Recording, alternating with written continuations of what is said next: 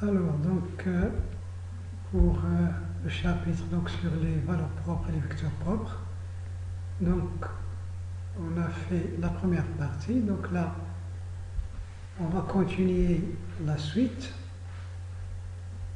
Donc on s'est arrêté à ce théorème qui nous dit la chose suivante. Donc on a soit f un endomorphisme sur le cas espace vectoriel E de dimension n. Donc les assertions suivantes sont équivalentes. Donc la première assertion, dire que f est un endomorphisme diagonalisable, c'est équivalent à dire qu'il existe une base constituée de vecteurs propres. Donc on a défini f est diagonalisable. C'est ce mot-ci. Il existe une base de E constituée de vecteurs qui sont des vecteurs propres. Ensuite, on a la troisième assertion. E est somme directe des sous-espaces propres associés aux différentes valeurs propres. Ça aussi c'est équivalent au fait que f est diagonalisable. Et dernière assertion, c'est équivalent à dire que le polynôme P indice f, le polynôme caractéristique de f, qui est un polynôme de degré n, il admet exactement n racines. Et ces racines, ils peuvent être distinctes ou confondues. Donc chaque racine, il a son ordre de multiplicité. Et deuxième chose dans cette assertion-là, donc le polynôme il doit avoir n racines, et pour chaque valeur propre lambda, donc la dimension du sous-espace propre E lambda associé à lambda, sa dimension est égale à l'ordre de multiplicité de la valeur propre lambda. Si par exemple lambda est une racine de f d'ordre 3, la dimension de E lambda doit être 3. Si lambda est une racine d'ordre 1000, donc E lambda doit être un sous-espace propre de dimension 1000, et ainsi de suite. Donc ces quatre choses, elles sont équivalentes. Ce qui est intéressant dans ces équivalences-là, donc c'est l'assertion qui est faisable, c'est-à-dire qui est plus simple que les autres à vérifier. Donc f est diagonalisable, et cette propriété-là, cette caractérisation. Donc pour vérifier que f est diagonalisable, donc il faut déterminer le polynôme caractéristique de f et voir s'il a n racines. Donc s'il n'a pas n racines, donc f ne va pas être diagonalisable. Donc il faut voir est-ce que pf, le polynôme caractéristique de f, il a n racines. Donc ensuite, il faut calculer ces racines, il faut les avoir et trouver l'ordre de multiplicité de chaque racine et déterminer E lambda, le sous-espace associé à chaque lambda, et chercher sa dimension. Si on a pour chaque lambda l'ordre de multiplicité, si on le note comme ça, EO de lambda égale à la dimension de E lambda, alors on aura f qui serait diagonalisable. Et dans ce cas-là, donc on peut trouver une base constituée de vecteurs propres. On a E qui va être somme directe des E lambda, des sous-espaces propres associés à chaque valeur propre. Donc, de toute façon, on a ces quatre propriétés qui sont équivalentes. Et on va donc en profiter. Comme conséquence de ce théorème, le cas particulier suivant. Donc, si on a cas particulier, c'est f admet n valeurs propres distinctes dans K. Donc, si on a l'existence de n valeurs propres, C'est-à-dire on a la chose suivante. Donc on a l'existence donc de lambda 1 jusqu'à lambda n, donc des éléments de K, tels que lambda I est différent de lambda J. Pour I, lorsque I est différent de J. C'est-à-dire, les lambda I sont distincts 2 à 2. Donc, si on est dans ce cas-là, et on a ici, on a n valeurs propres. Alors, F est un endomorphisme diagonalisable. Donc, pour voir cette propriété-là, donc on va considérer, donc soit, donc on va considérer donc V1 jusqu'à Vn des vecteurs propres associés, donc chaque VI des vecteurs propres tels que f de VI, il va s'écrire lambda I VI. Donc pour I entre 1 et n. Donc on sait que les VI existent, sont les vecteurs propres, donc associés, chaque VI est associé à la valeur propre lambda I. Donc on va vérifier que la famille V1 jusqu'à Vn, donc on va vérifier que la famille formée par les vecteurs V1 jusqu'au vecteur Vn est une base de E.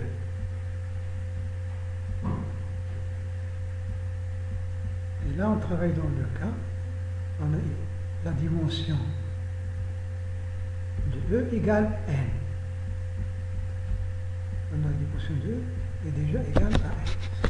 Donc, pour vérifier que cette famille est une base de E, on va vérifier que la famille P est libre. Et puisque le cardinal de P égale la dimension de E, il va être une base. Donc, par récurrence finie, on va montrer la chose suivante. Par récurrence sur K, avec K entre 1 et n, on va montrer que la famille qu'on va noter par BK, formée par les vecteurs V1, V2 jusqu'au vecteur VK. On ne va pas prendre toute la famille B pour l'instant, on va prendre V1, V2 jusqu'à un certain VK. Pour qu'entre 1 et n, on va montrer que cette famille-là est libre.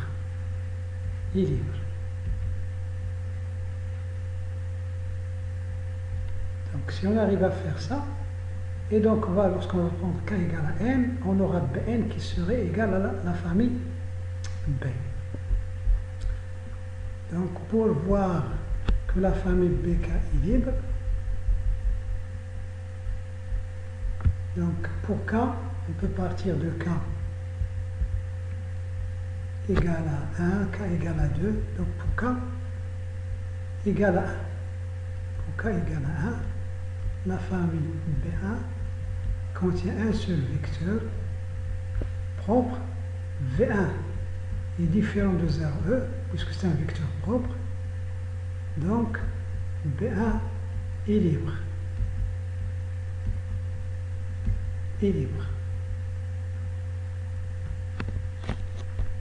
Ensuite, si vous voulez, pour K égale 2, donc la famille B2, qui contient deux vecteurs propres V1, V2, chacun associé à une valeur propre. Celui-là associé à lambda 1, celui-là associé à lambda 2. Pourquoi cette famille est libre? Donc, pour alpha 1, alpha 2 appartenant à K, on va partir de alpha 1 point V1 plus alpha 2 point V2 égale 0,1. Donc ça implique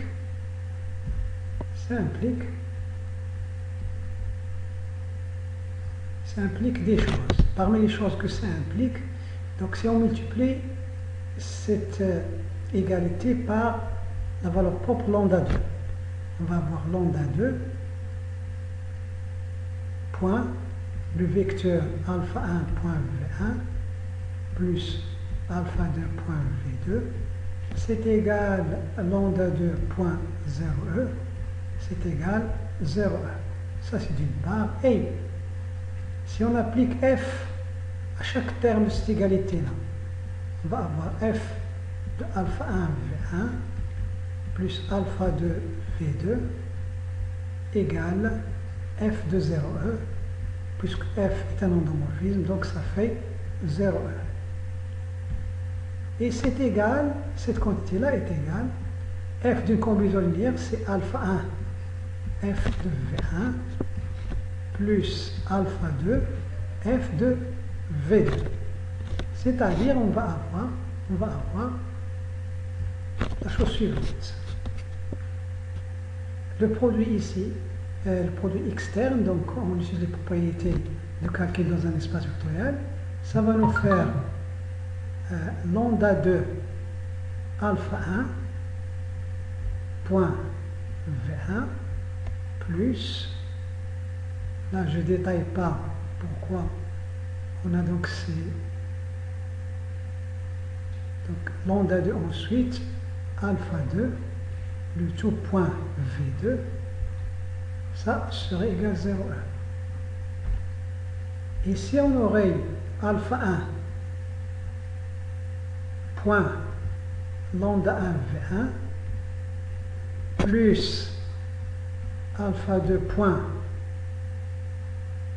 lambda 2 V2, puisque V1 est un vecteur propre associé à lambda 1, V2 est un vecteur propre associé à lambda 2, égale 0,1. Donc on aurait les deux lignes suivantes. On aurait donc alpha 2, on aurait lambda 1, alpha 1, V1, plus, là c'est lambda 2, pardon, lambda 2, et là c'est lambda 2, alpha 2, point V2 égale 0,1, et on aurait, dans la deuxième ligne, on aurait lambda 1, alpha 1, V1, donc tout ça grâce aux propriétés de calcul des espaces vectoriels, plus l'autre, ça va faire lambda 2, alpha 2, lambda 2 commuté alpha 2, le tout point V2 égale 0,1.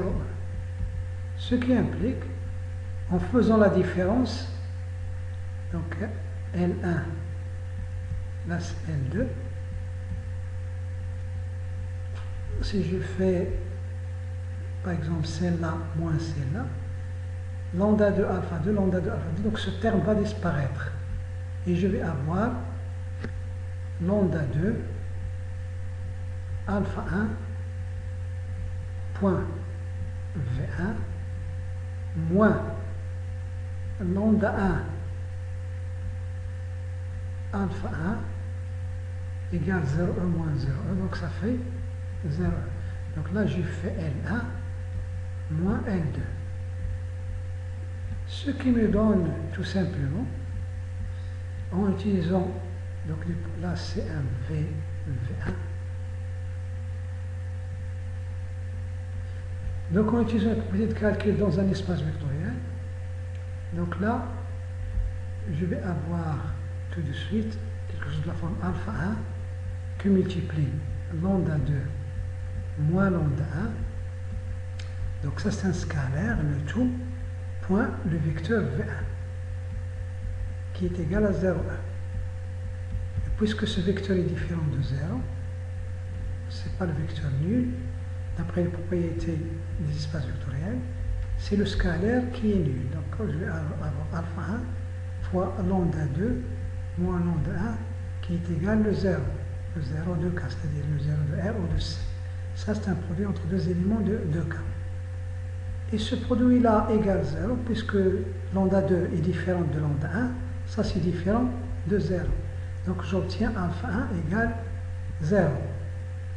Et lorsque je reviens ici, donc avec 1, je remplace dans 1, je vais avoir alpha 2 point V2 égale 0,1. Il me reste ça, puisque alpha 1 va être égal à 0. 0 point n'importe quel vecteur, ça fait 0,1. Donc il reste alpha 2 point V2 égale 0,1. Et ça, puisque V2 est différent du vecteur 0, ça implique que alpha 2 égale 0, puisque le vecteur V2 n'est pas le vecteur nul, c'est 0,1. Donc finalement, qu'est-ce que j'obtiens? À partir de cette égalité-là, je suis arrivé à montrer que c'est alpha 1 égale 0 et alpha 2 égale 0.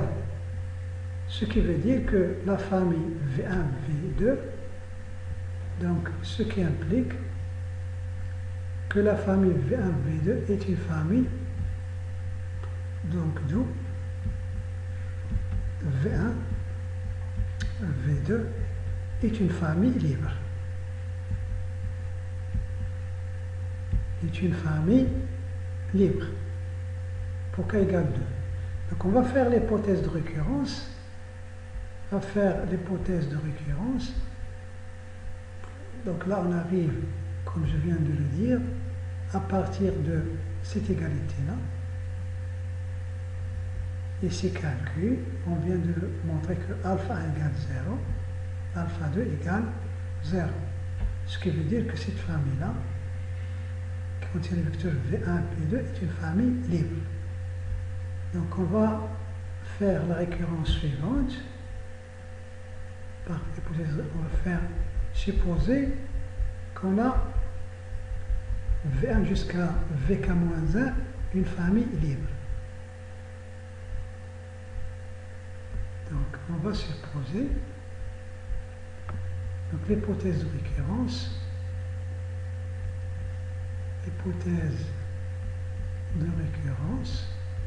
supposons que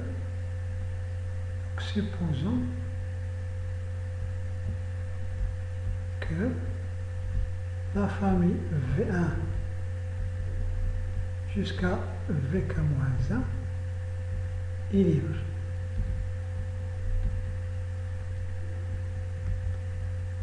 Donc maintenant, soit on va montrer que donc, la famille V1 jusqu'à Vk est aussi une famille libre. Donc soit alpha 1 jusqu'à alpha k appartenant à k. Et on va partir de l'égalité alpha 1 point V1 plus, on va jusqu'à alpha k moins 1 Vk moins 1 plus alpha k point Vk égale vecteur 0. On va montrer que les alphas sont tous nuls. Donc si on a cette égalité qui est égale à 0, ça implique, on va utiliser la même technique qu'avant, ça implique deux choses. Ça implique, on va multiplier tout ça par alpha k. On va avoir alpha 1, alpha k. Là, je ne vais pas trop détailler, point V1 plus, là, lorsque je multiplie par alpha k, en utilisant les propriétés de calcul dans un espace vectoriel, ça va être alpha k moins 1 fois, que multiplier lambda k, le tout point Vk moins 1, plus alpha k, lambda k, point Vk. Ça, c'est 0, c'est lambda k point 0e qui donne toujours 0,1. C'est-à-dire je multiplie cette ligne, c'est les deux membres ici par lambda k, la multiplication externe. Ça c'est d'une part, et d'autre part j'applique f, c'est-à-dire je fais f de alpha 1.v1 plus jusqu'à alpha k point vk. J'applique f. D'après la linéarité, ça c'est égal à alpha 1 point f de v1 plus je vais jusqu'à alpha k point f de vk. Les v ils sont des vecteurs propres. Ça va me donner alpha 1 point lambda 1 v1 plus je vais passer par alpha k-1 lambda k-1 vk-1 et le dernier c'est alpha k lambda k vk, et ça c'est égal à, puisque là j'applique f à ce nombre là et ce nombre là, et ça c'est égal à f de 0,1 qui est toujours égal à 0,1. Là c'est L1, la ligne L1, et là c'est L2. Si je fais la différence comme tout à l'heure, je vais avoir L1 moins L2. Si je fais ça, ça va impliquer. Je prends cette ligne, c'est-à-dire ce membre-là moins celui-là, ça va faire 0 moins 0. Donc ce membre-là, lorsque je fais la différence, là ici, j'ai la même chose ici. Ici, j'ai la même chose. Donc le VK, il va disparaître. Le VK, il va disparaître. Qu'est-ce qui va rester? Il reste donc ça. Donc le coefficient de V1, il va rester alpha 1 lambda k moins ça. C'est-à-dire là, je fais sortir alpha 1, donc moins lambda 1. Il reste ça point V1 plus jusqu'à k-1. K-1, je vais avoir alpha k-1 qui va sortir, alpha k-1, que multiplie la différence lambda k moins lambda k moins 1. Tout ça point le vecteur vk-1. C'est égal à 0,1 moins 0, c'est-à-dire égal à 0,1. Là, j'utilise l'hypothèse de récurrence. L'hypothèse de récurrence, la famille V1 jusqu'à VK, VK-1 est une famille libre. Qu'est-ce que ça donne? Donc ça donne ce coefficient-là. Ces coefficients-là vont être égaux à 0. Celui-là, 0. Ce coefficient-là est aussi égal à 0. C'est-à-dire, je vais avoir alpha 1, lambda k moins lambda 1 égale alpha 2, lambda k moins lambda 2 égale, jusqu'au dernier, ici, alpha k moins 1 qui multiplie lambda k moins lambda k moins 1. Là, puisque k est différent de k moins 1, lambda k et lambda k sont différents. Donc ça, c'est différent de 0. Donc là, je n'ai pas encore écrit le 0. Donc tous ces coefficients vont être égaux à 0. Donc ces différences-là sont différentes de 0. Puisque les lambda i ne sont pas nuls. Qu'est-ce qu'il me reste? Il me reste forcément alpha 1 égale alpha 2 jusqu'à alpha k moins 1 sont nuls. Ils sont nuls. Je remplace ici, je reviens ici, je remplace. Je trouve que tous les alpha ils sont nuls jusqu'à k moins 1, donc là je remplace. Donc j'obtiens ça et je remplace. Donc il me reste ça, ces coefficients sont nuls et alpha k point, le vecteur vk égale 0,1. Et puisque le vk c'est un vecteur non nul, donc je vais avoir alpha k qui est égal à 0. Je vais avoir alpha 1 égale alpha 2. jusqu'à alpha k moins 1 qui sont nuls, et je vais avoir aussi alpha k qui est égal à 0. Donc finalement, je suis parti à partir de cette égalité-là, j'arrive à montrer que tous les alpha i sont nuls, que tous les alpha i de 1 jusqu'à alpha k sont nuls. Donc, ce qui veut dire que la famille BK est libre. Ce qui veut dire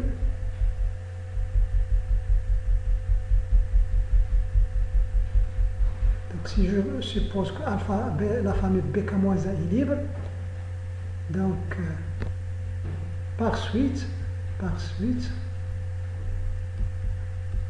BK est libre. La famille BK est libre. Donc j'ai B1, la famille qui contient B1 est libre. D'après ce que je viens de faire, ça implique que la famille B2 est libre. Et lorsque la famille B2, je montre que la famille B2 est libre, alors la famille B3 est libre. Et ainsi de suite. Donc, j'arrive d'où quel que soit K inférieur à N, la famille BK est libre. Et donc, la famille B qui est égale à Bn, qui contient les vecteurs V1 jusqu'à Vn, est une famille libre. C'est une famille libre. Comme le cardinal de cette famille, la famille B égale N, donc B est une base de E, constituée de vecteurs propres. Constituée de vecteurs propres. Et donc, l'endomorphisme F est diagonalisable. Et donc, F est diagonalisable. Diagonalisable. Donc, c'est tout. Et là, on peut en tirer une petite chose. Donc, F est diagonalisable. Et donc, dans ce cas-là, la dimension de E lambda I, on a déjà dit que c'est supérieur ou égal à 1, puisque E lambda I contient des vecteurs qui sont nuls. Et la dimension, donc on a cette propriété-là, et puisque F est diagonalisable, donc E, c'est la somme directe E lambda 1 plus E lambda 2, la somme directe des sous-espaces propres, jusqu'à E lambda n. Et donc la dimension de E va être égale à la somme des dimensions, c'est égal à la somme de E lambda 1 plus jusqu'à la dimension de E lambda n. Donc, cette somme, elle est supérieure ou égale, donc là, chaque terme ici est supérieur ou égal à 1. Et j'ai un terme ici, donc ça, c'est même égal à n, donc n égale à ça. Ça, supérieur ou égal à 1 plus 1, donc n fois. Est-ce que je peux avoir ici un sous-espace de dimension strictement supérieur à 1? En plus,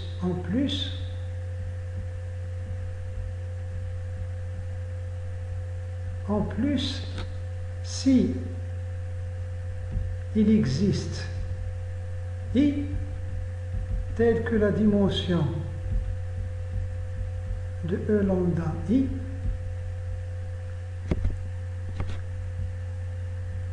est strictement supérieure à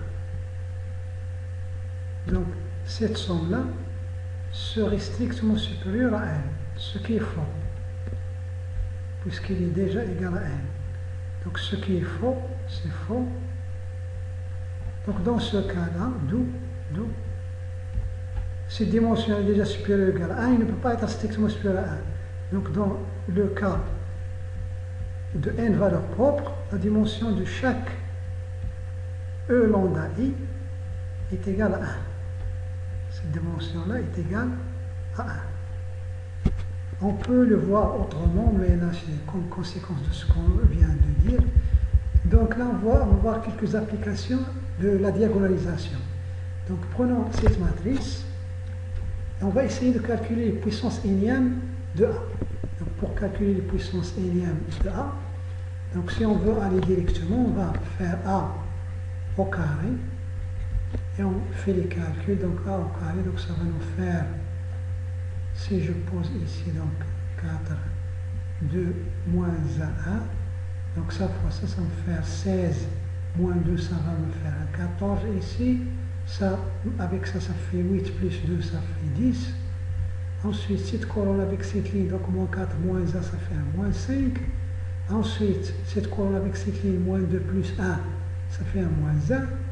Ensuite, pour calculer A au cube, je vais faire A au cube, c'est A au carré fois A, et je multiplie ça par A. C'est-à-dire si je pose A ici, 4, 2, moins 1, 1, je fais le produit, que ça va me faire 56 plus machin, là, ici, je calcule les coefficients. De cette façon-là, c'est pénible. C'est pénible et pas évident. Et ce n'est pas évident. Donc, si la matrice n'est pas simple, je ne peux pas calculer les puissances de A facilement, comme ça à la main. Est-ce qu'il est possible de calculer A à la puissance n, calculer A à la puissance n de façon plus claire et plus nette, et donner les coefficients en fonction de n? La réponse, on va la voir lorsque la matrice est diagonalisable. Dans d'autres cas, il y a d'autres choses à voir. Donc, la matrice A, on va chercher ce qui est diagonalisable. On va chercher ses valeurs propres. Donc, pour trouver les valeurs propres, on va calculer le déterminant de A moins x fois la matrice d'identité I2. Donc, le déterminant, ça va nous faire 4 moins x, et là ça fait 2 moins 0, là moins 1 moins 0, et là 1 moins x fois 1. Donc la matrice A moins x et 2, ça donne ces coefficients. Et là on prend le déterminant. Donc ça va nous faire 4 moins x, que multiplier 1 moins x, plus 2, qui va nous donner donc x carré, moins 4 moins i moins 1, ça fait moins 5x. Là, ça fait 1 fois 4, ça fait 4 plus 2, ça fait plus 6. En utilisant donc le discriminant, on a tout de suite les racines suivantes. Là, on va trouver 3. Et on va trouver 2. X moins 3, x moins 2. Donc la matrice A, elle a deux valeurs propres distinctes. A a deux valeurs propres distinctes. Donc, à deux valeurs propres distinctes.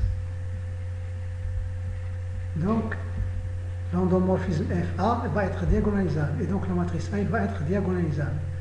Donc, il a deux valeurs propres distinctes. Donc, avec ici degré du polynôme PC, le degré du polynôme PC c'est égal à 2. Et on a deux valeurs propres distinctes. Donc le polynôme est du degré n, et on a deux valeurs propres distinctes. Ou bien la dimension de E c'est n, et on a n valeurs propres distinctes. Donc d'après le théorème précédent, A est diagonalisable. A est diagonalisable. Donc diagonalisable, on va donc chercher une base constituée par des vecteurs propres. Donc pour ça, donc pour lambda 1, la première valeur propre, on va prendre 2. Donc on va chercher x couple xy, v, y couple y, tel que A moins 2 I2, cette matrice, que multiplier la matrice des coordonnées, c'est-à-dire x, y, égale la matrice 0, 0. C'est-à-dire V va être dans le quart de A moins 2 I2. Cette égalité-là, c'est équivalent à la chose suivante. Donc A moins, on remplace ici x par 2, ça fait 2. Et là, 2 moins 1 fois xy, ça va faire d'abord la matrice 2, 2, moins 1, 1 moins 2, ça fait moins 1. Que multiplie les coordonnées, égale 0, 0, c'est équivalent. Là, on va voir 2x moins y égale 0. L'autre, ça va faire la même chose, 2x moins y égale 0. Donc, en tout, c'est équivalent à ça. Donc, c'est équivalent à dire que pour calculer y en fonction de x, y égale à 2x avec x appartenant à R. Donc, V, les vecteurs propres associés à cette valeur propre sont de la forme x, 2x, avec x appartenant à R. Donc on choisit un vecteur propre, on choisit donc V1. Donc pour x par exemple égale 1, on va avoir le vecteur V1 égale 1, 2. Donc ça c'est un vecteur propre, c'est un vecteur propre associé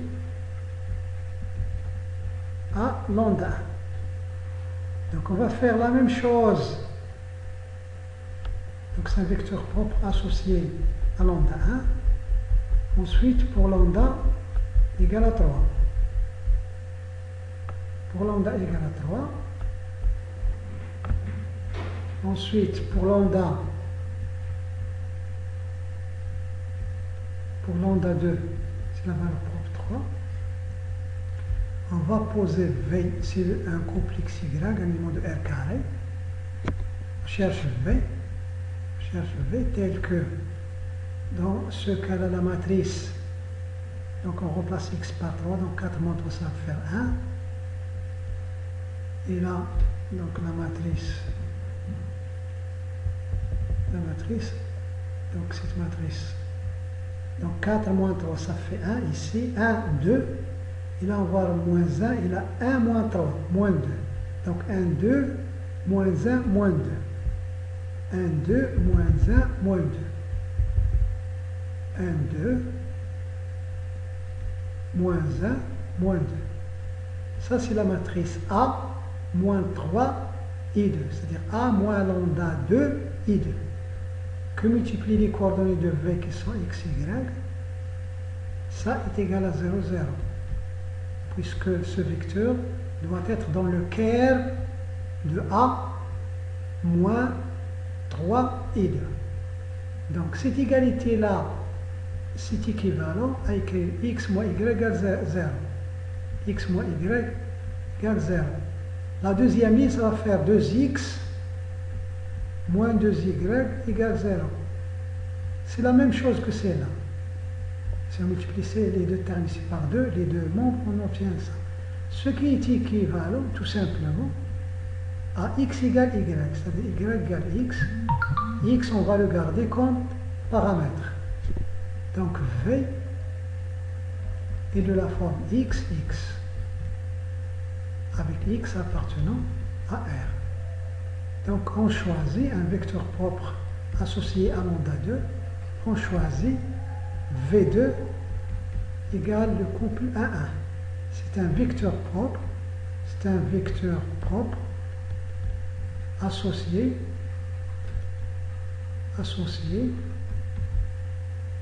à lambda 2. Donc avec B formé par la famille V1, V2, puisque lambda 1 est différent de lambda 2, ça c'est une base. est une base de R carré. Est une base de R carré. Et la matrice, on va avoir donc la matrice A, c'est la matrice de l'ancienne base. On a la matrice de l'endomorphisme FA dans la base canonique. Là, ça, cette base on l'appelle B'. Dans la base canonique B, c'est égal à A. C'est égal à A. Donc la matrice de FA dans la nouvelle base, dans la base B', on sait qu'il est égal à Q-1, la matrice de passage, l'inverse, Q-1, Q multiplie sa matrice dans l'ancienne base, c'est-à-dire A, Q multiplie Q. Q multiplie Q. Cette matrice-là, c'est la matrice, on va l'appeler D, avec D, puisque B' est une base de vecteurs propres, donc on va faire FA, F indice A de V1. V1 est associé à la valeur propre 2, donc là on va avoir 2, V1, 0. Et la FA de V2, on va avoir 3, V2. Donc ici 0, ici on va avoir 3. Ça c'est la matrice D, la matrice ici dans la nouvelle base. Et ça donc c'est égal Q-1, d'après les formules du cours, fois Q. C'est-à-dire, A, il s'écrit, en multipliant par Q à gauche et Q-1 à droite, on va avoir A égale à Q multiplie D, Q multiplie Q moins 1. Avec la matrice Q. La matrice Q, il est formé, c'est coordonné par les coordonnées des vecteurs V1 et V2. Donc V1, on a choisi V1, donc c'est coordonné, c'est le couple. Donc 1, 2, V1 c'est 1, 2, donc V1 c'est 1, 2, et V2, donc c'est 1, 1. Là c'est 1, 1. Il est là, V2. Donc déterminant de Q, pour trouver Q moins 1, donc ça fait 1 moins 2, ça fait moins 1.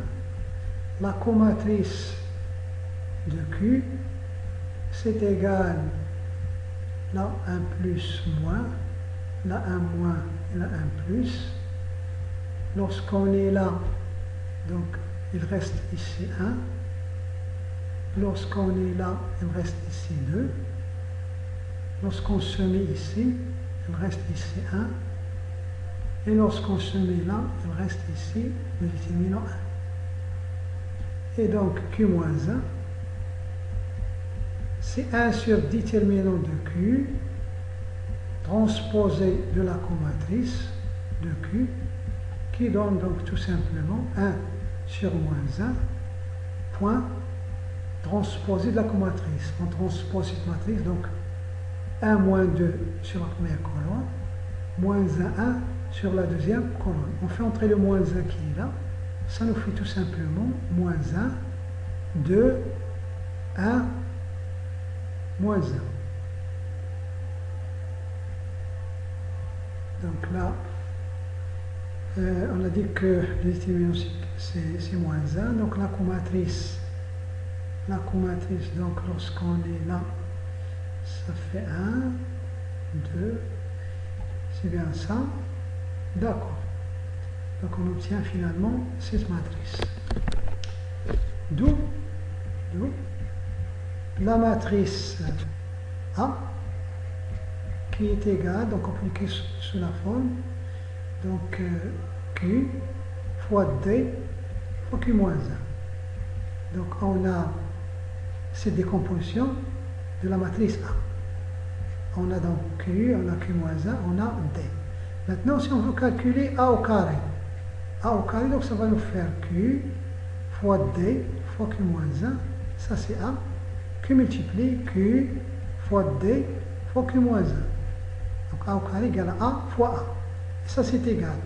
En utilisant la multiplication, l'associativité entre les matrices, là on va avoir Q moins 1 fois Q, qui est égal à IN. Donc ça fait Q fois D fois la matrice IN fois D fois Q moins 1. IN fois D, il reste D, donc on obtient au milieu Q D au carré fois Q moins 1.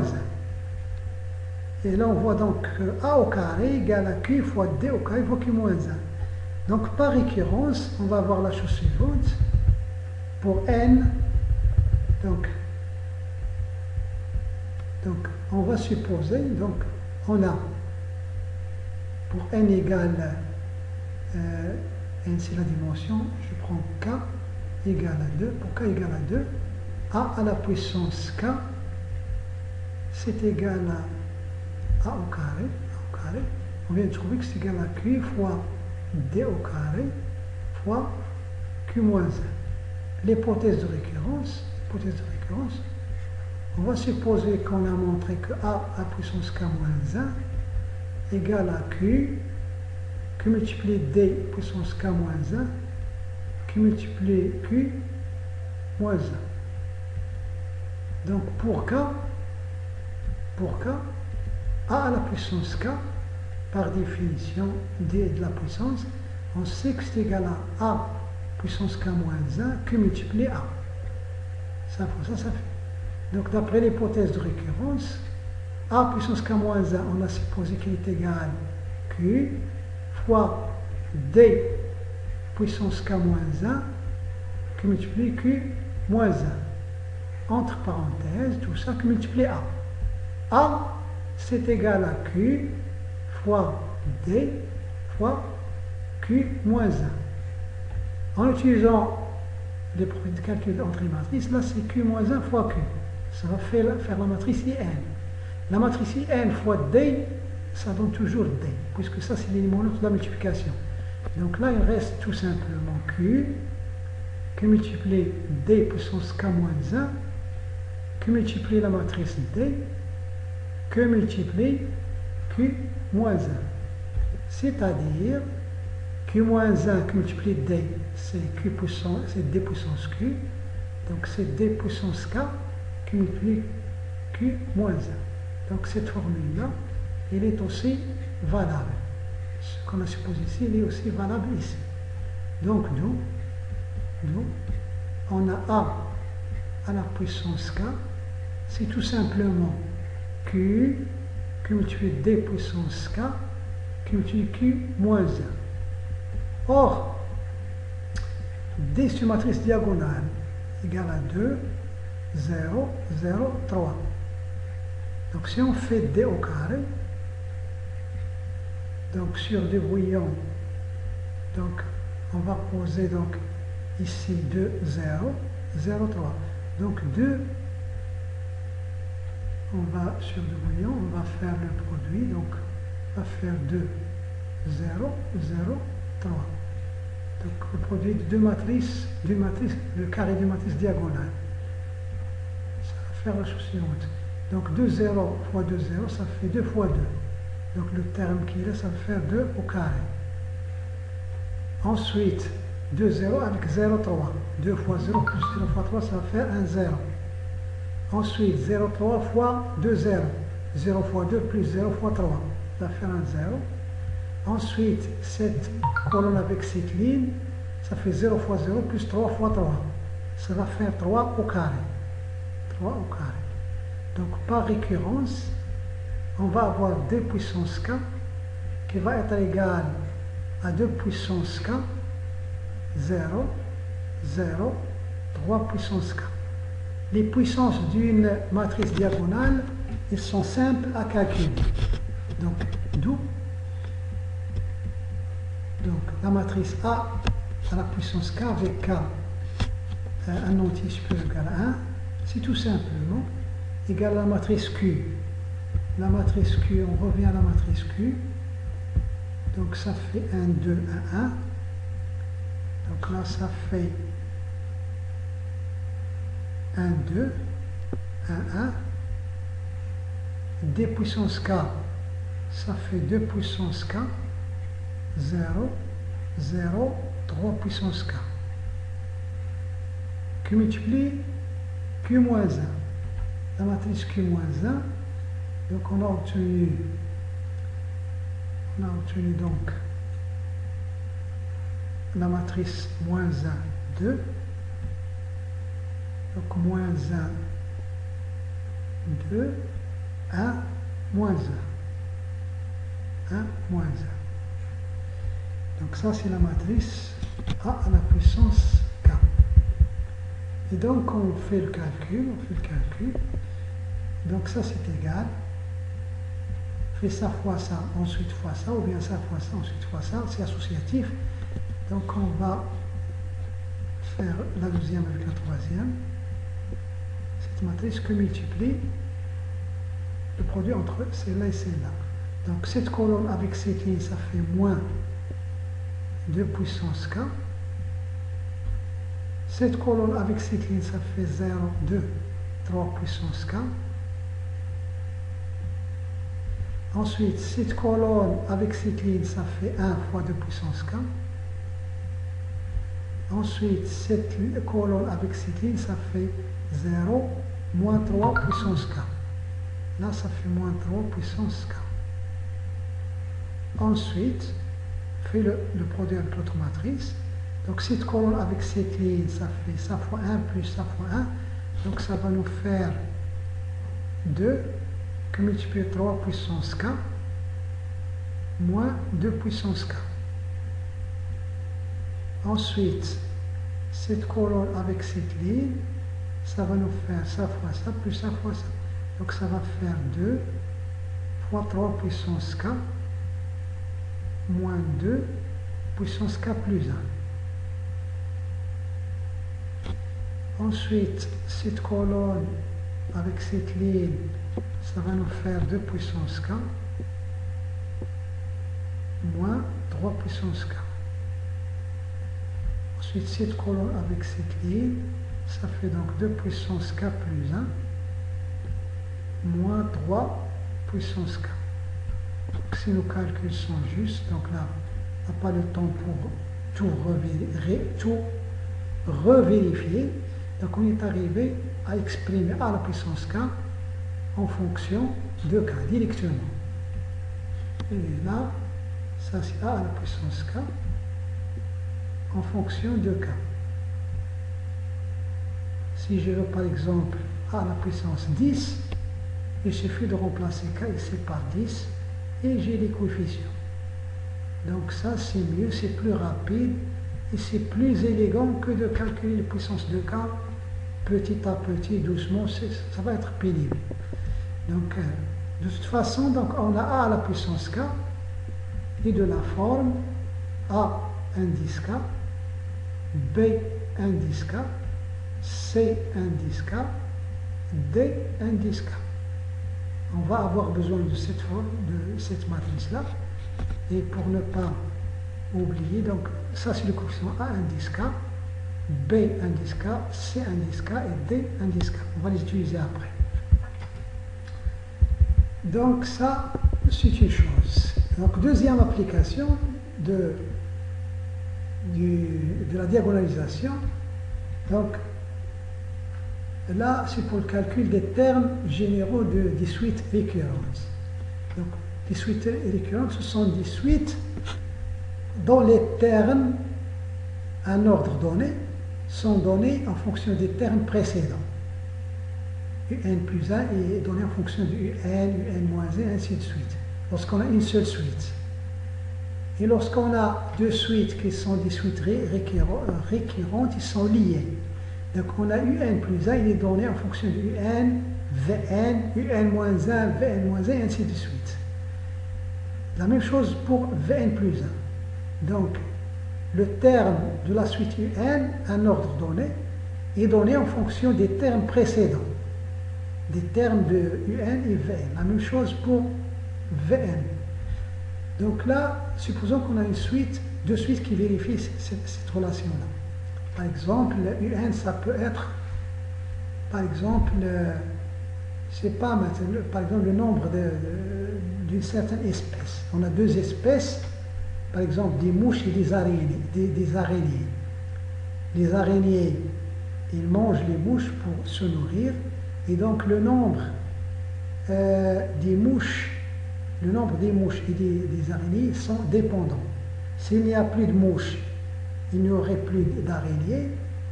Et s'il y a des mouches, il n'y a pas d'araignées, donc les mouches vont, le nombre va devenir trop grand. De toute façon, le nombre de la population des mouches et la population, par exemple, des araignées, ils sont liés. Supposons, par exemple, qu'on a fait des expériences et on est arrivé à cette relation-là.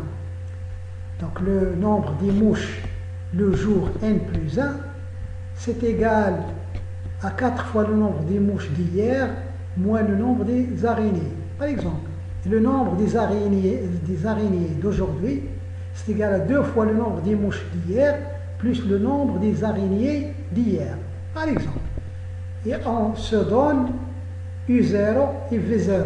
Ça, ce sont les termes de départ. Ça, c'est lorsqu'on commence à compter, par exemple, le jour 0, on a U indice 0, mouche, et on a V indice 0, araignée, c'est le nombre de départ. Donc, maintenant, on laisse l'exemple de côté, et on va voir les choses de façon mathématique abstraite.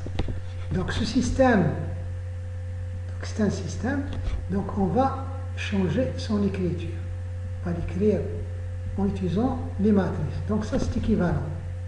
C'est équivalent à dire que la matrice unicolone qui contient un plus 1, Vn plus 1 est égale, cette matrice est égale à cette matrice-là, en utilisant la définition de l'égalité de deux matrices.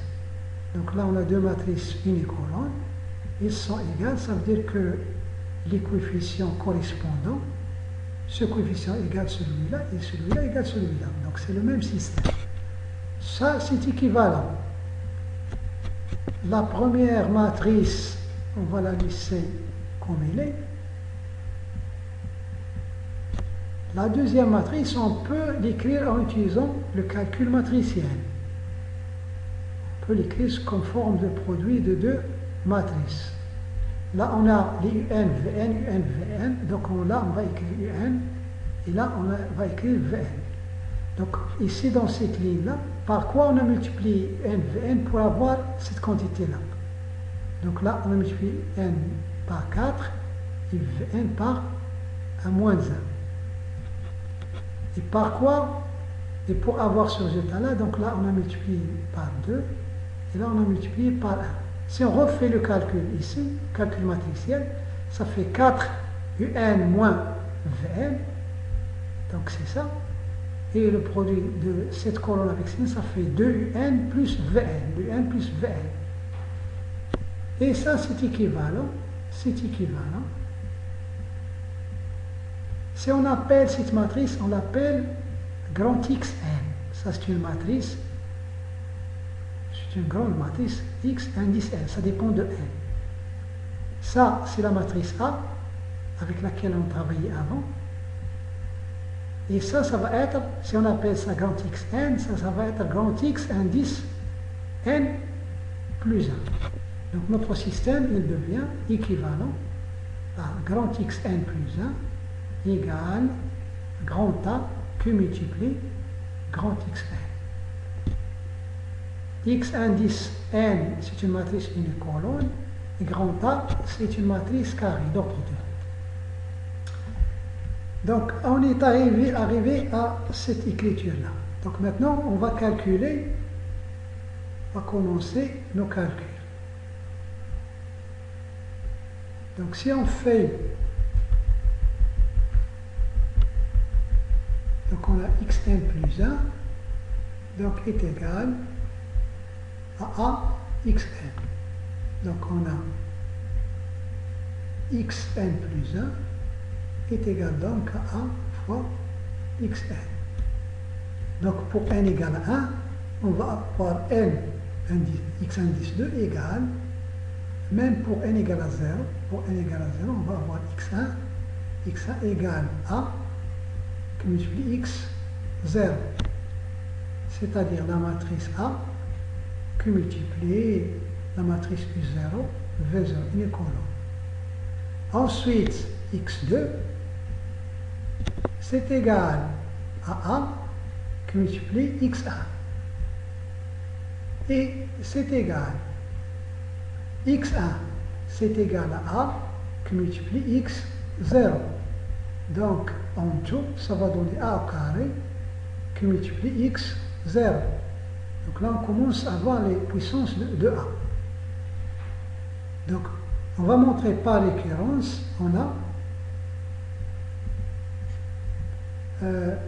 donc x1, c'est égal à A, x0. On va supposer par récurrence qu'on a montré que xk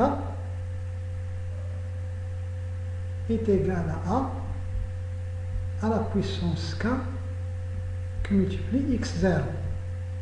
Supposons qu'on est arrivé là. Donc, xk plus 1. On va montrer qu'il s'écrit a à la puissance k plus 1 fois x0. xk plus 1, c'est égal. D'après ce résultat-là, c'est égal à A qui multiplie xk. Et c'est égal à A, et d'après l'hypothèse de récurrence, là on va l'utiliser, A qui multiplie. xk, on a supposé qu'il est égal à A puissance k qui multiplie x0. Et c'est égal, en utilisant l'associativité du produit entre les matrices, donc c'est A fois AK qui multiplie A qui multiplie x0. Et ça, donc, c'est A à la puissance k plus 1 qui multiplie la matrice x0. Donc, d'où, quel que soit k, l'entier k supérieur à 1, on a xk, c'est égal à la puissance k qui multiplie x0. Donc on a directement xk en fonction de x0. Donc on a besoin donc des puissances de A. La puissance k, ça c'est déjà calculé. Donc là il reste ce qui implique, ce résultat, donc ça va impliquer, ça nous implique xk. Donc il est formé par uk, vk. C'est égal à uk, vk. Ça c'est égal à la puissance k. On a déjà calculé les coefficients en fonction de k. Là c'est ak, bk. Donc si on a besoin de ces valeurs, on revient en arrière. pk, ça c'est ck, ça c'est dk. On les a calculés en fonction de k. Qui multiplie u0, v0. C'est-à-dire, ça va donner AK U0 plus BK V0. La deuxième ligne, c'est CK U0 plus DK V0. Et ce qui implique finalement, donc, on va avoir UK en fonction de UK. Donc, si le coefficient AK qu'on a déjà trouvé, que multiplie la constante U0 du départ plus le coefficient de BK qu'on a déjà trouvé, et VK, on l'a aussi en fonction de K, c'est CK U0 plus DK V0, ce qui achève le calcul. Donc ça c'est la deuxième application. On a une troisième application. Donc on suppose qu'on a donc deux fonctions, x1 de t, y et x2 de t. Des fonctions qui dépendent de t. Par exemple, on peut supposer que t c'est le temps. x1 de t, x2 de t, ce sont les coordonnées d'un point mobile, d'un point physique qui varie en fonction du temps. Et en étudiant le mouvement de m de t, on trouve ces relations entre les fonctions x1, x2 et leurs dérivées. Ça sont les vitesses. Si on suppose que t c'est le temps, x1 de t, x2 de t, ce sont les coordonnées de m, x1' et x2' sont les coordonnées du vecteur vitesse. Donc de toute façon, on parle de ce problème mathématique. Donc cette écriture-là, ces deux données sont équivalentes. Sont équivalentes à écrire que x1' de t, c'est égal 4 x1 de t moins x2 de t, donc système, et x2' de t, c'est-à-dire la fonction dérivée de la fonction x2 de t, est égal à 2 fois la fonction x1 de t plus la fonction x2 de t. Donc, ça c'est équivalent à une égalité entre deux matrices unicolores. La matrice, là, on va mettre x1' de t, et là, x2' de t. Donc, pour chaque t donné, ça sont des réels, donc ça va donner des matrices. Lorsque t va varier, cette matrice unicolore va varier en fonction de t. Donc, ça c'est égal à la matrice unicolore 4x1 de t moins x2 de t, et là 2x1 de t plus x2 de t.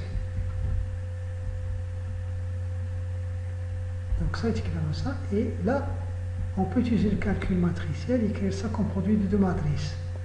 Là c'est 4 moins 1, et là on va écrire 2, 1. Ça multiplié par la matrice qui contient unicolore qui contient x1 de t et x2 de t. Si on refait ce produit-là, on va retrouver ça. Donc on a ces données-là, on les a traduites par des égalités entre des matrices. Donc si on va poser grand X de t, c'est une matrice qui varie avec t, c'est la matrice unicolore, x1 de t pour le premier coefficient, x2 de t pour le deuxième coefficient. Si on dérive ça par rapport au temps, donc x' de t, donc c'est la dérivée composante par composante. La dérivée composante par composante, donc ça donne ici x1' de t, x', x2' de t. Dans la dérivée de ça, par définition, c'est la dérivée par composante, dérivée de ça, on dérive ce qui est à l'intérieur. Donc si x de t égale à ça, x' de t égale à ça. Donc notre système, ça devient quoi? Notre système, ça devient,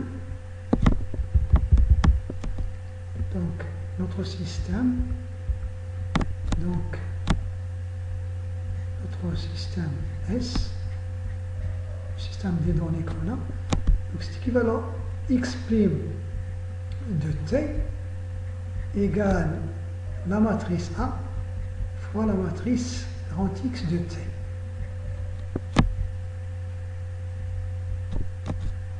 Or, la matrice A, on a vu qu'il s'écrit la matrice Q fois la matrice D fois la matrice Q-1.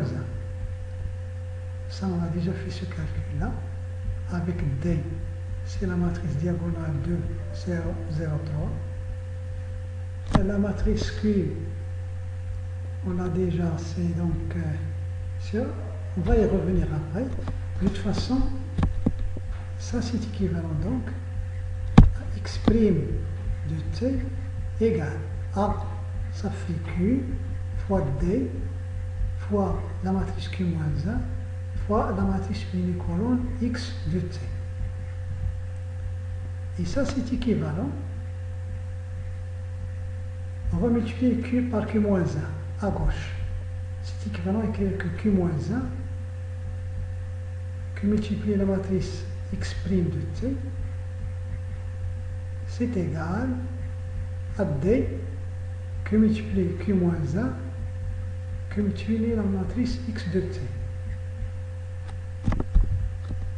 Et ça, c'est équivalent à écrire que si on fait x-1, q-1 fois la matrice X de T, et on dérive, à l'intérieur, on va dériver x1 de T, x2 de T. C'est la même chose que lorsqu'on dérive d'abord x de T, on multiplie par q-1. C'est-à-dire que q-1 fois x de T, les tout prime, c'est la même chose que q-1 fois x' de T. Et ça, c'est égal à D que multiplie q-1 que multiplie x de T. Cette matrice-là, ce produit matriciel, donc ça va donner une matrice unicolone, on va l'appeler y de T. Donc ça, on l'appelle y de T. Avec y de T, c'est une matrice unicolone qui a deux lignes. La première, c'est x1 de T. La deuxième, c'est y2 de T, y1, y2. Ça, c'est ce qu'on a posé, c'est q-1 qui multiplie x de T, c'est-à-dire qui multiplie x1 de T, x2 de T. On va changer faire le changement de variable. Donc si on arrive à trouver y1, y2 de T, on va multiplier par q pour avoir x1 de T, x2 de T après. Et de toute façon, ça c'est équivalent. Donc on arrive finalement, à y de T, prime, c'est égal à D qui multiplie y de T. Ce qui est équivalent, y', donc c'est la fonction, c'est la matrice unicolone qui contient y1', et là en deuxième ligne y' de T, c'est cette matrice unicolone. La matrice diagonale D, c'est 2, 0, 0, 3, que multiplie la matrice, que multiplie y de T, c'est la matrice unicolone, y'1 de T, y2 de T. Et on fait le calcul ici, ça va faire ça fois ça, ça fait 2 y'1 de T, et là ça fait 0 plus 3 y2 de T. On obtient cette égalité-là entre ça et ça. Ce qui est équivalent, là on revient à un système qui est très simple. Un système d'équation différentielle, y1' de T, c'est égal donc à 2 y'1 de T. Et y2' de T, c'est égal à 3y2 de T. Ce qui est équivalent à écrire la chose suivante. Si on revient aux équations différentielles du premier ordre, les équations différentielles linéaires, donc ça, la solution de la forme y'1 de T égale à une constante qu'on va appeler alpha exponentielle de T. Et la fonction y' de T, les solutions de cette équation différentielle linéaire du premier ordre, y' de T, c'est, là on va faire alpha 1, là c'est alpha 2, exponentielle 3t. Si on dérive cette fonction-là, on va avoir 2 qui va descendre, 2 alpha 1 exponentielle, c'est-à-dire 2 y'1 de t. Avec alpha 1, ce sont des constantes. Alpha 1 et alpha 2 appartiennent à R, des constantes. Donc, finalement, on a résolu ce système différentiel, on a le y1 et le y2. Donc maintenant, il faut revenir à partir de ça. Il faut revenir, notre but c'est de trouver le x1 et le x2. x1 et x2. Donc à partir de là, donc, si vous voulez, à partir de 1, c'est ça. Donc on va exprimer x1 et x2.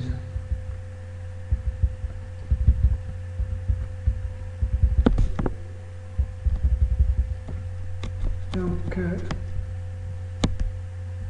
or, on a y1 de t, cette matrice unicolore.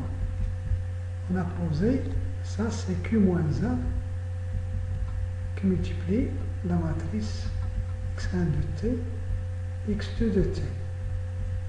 Et ça c'est équivalent, ça implique donc x1 de t, x2 de t, cette matrice unicolore, c'est égal, multiplié par q de chaque côté, q, matrice q, qui multiplie la matrice y1 de t, y2 de t. Ce qui implique que la matrice formée par x1 de t, x2 de t, va être égale à la matrice q. La matrice q, on avait 1, 2, 1, 1. Ça, c'est la matrice q. Q multiplie y1 de t, donc y1 c'est alpha 1 exponentielle de 2t, et l'autre c'est alpha 2 exponentielle 3t. Fait ce produit là, donc ça va nous faire la matrice, donc ça fois ça, donc ça fois 1 plus ça fois 1, ça va faire alpha 1 exponentielle de t plus alpha 2 exponentielle 3t.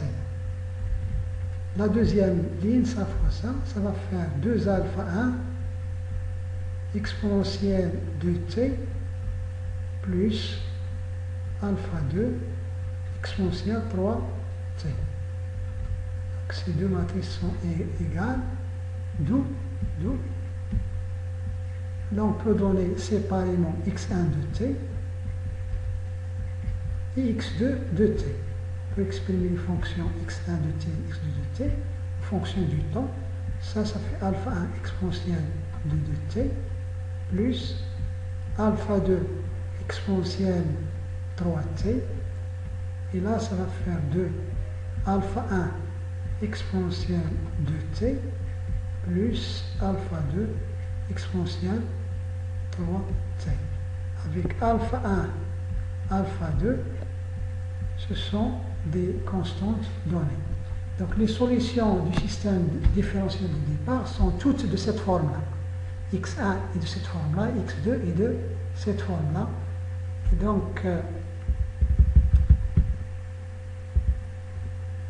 comme j'ai dit, donc ici on avait y1, y2, égale q moins 1, x1, x2. On multiplie par q à gauche pour arriver à avoir les xi en fonction des yi. Et donc x1 de t, x de t, cette matrice-là est égale à q, q c'est cette matrice, fois y1, on l'a trouvé, les y2, on les a trouvés, fait ce produit matriciel, donc ça fait ça fois 1 plus ça fois 1. Pour la première ligne, la deuxième ligne, ça fait ça fois 2, plus ça fois 1. Donc on obtient finalement x1, c'est cette quantité-là, cette fonction, et x2, c'est cette fonction-là. C'est-à-dire, on arrive au résultat suivant. Et donc on a exprimé x1 de t, x2 de t comme fonction, directement en fonction de t, à partir des équations différentielles qu'on avait au départ. Donc jusque-là, on a terminé le cours sur les valeurs propres et les vecteurs propres.